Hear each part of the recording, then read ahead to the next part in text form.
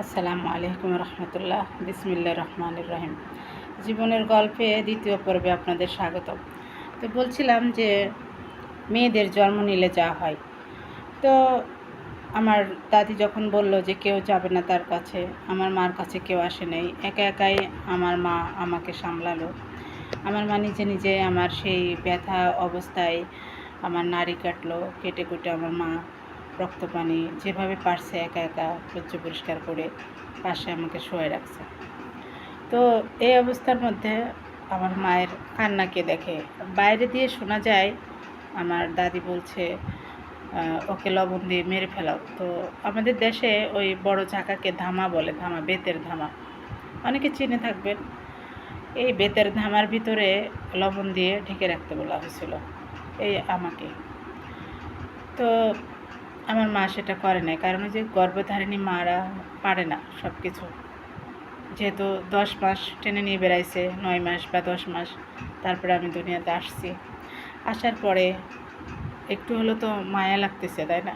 কিভাবে মারবে আমাকে, জানতো ফুটফুটে একটা বাচ্চাকে। তো আমার মা আর আমাকে মারতে পারে নাই। সেভাবে আমার মা একা একা খুব কষ্ট সহ্য করে আমাকে লালন পালন করে বুকের দুধ খাওয়ায়ে আস্তে আস্তে করে বড় করছে। 4-5 বছর যখন বয়স হলো তখন মাদ্রাসায় ভর্তি করলো। মাদ্রাসায় গেলাম, মাদ্রাসায় গিয়ে পড়ালেখা শুরু। মায়ের মুখের ভাষা থেকে মায়ের বাংলা ভাষা শিখলাম, আর মাদ্রাসায় গিয়ে আদব কায়দা, নামাজ কালাম, কোরআন শিক্ষা, ইসলামিক যাবতীয় যত রকমের শিক্ষা আছে সেগুলা শিখতে শুরু করলাম আলহামদুলিল্লাহ। এবার আপনারা তৃতীয় পর্বের জন্য অপেক্ষা করেন। এই পর্যন্ত আজকে রেখে দিলাম। আল্লাহ হাফেজ। যাদের আমার এই ভিডিওগুলো ভালো লাগবে, জীবনের গল্প, তারা আমার চ্যানেলটাকে সাবস্ক্রাইব করে আমার পাশে থাকবেন, লাইক কমেন্ট শেয়ার করবেন, আমাকে গল্প বলার জন্য উৎসাহিত করবেন।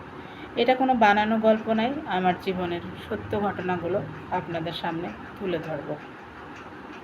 মানুষ কিভাবে বেঁচে থাকে, মানুষ এভাবেও বেঁচে থাকতে পারে, আর সেই আমি আজও বেঁচে আছি আলহামদুলিল্লাহ।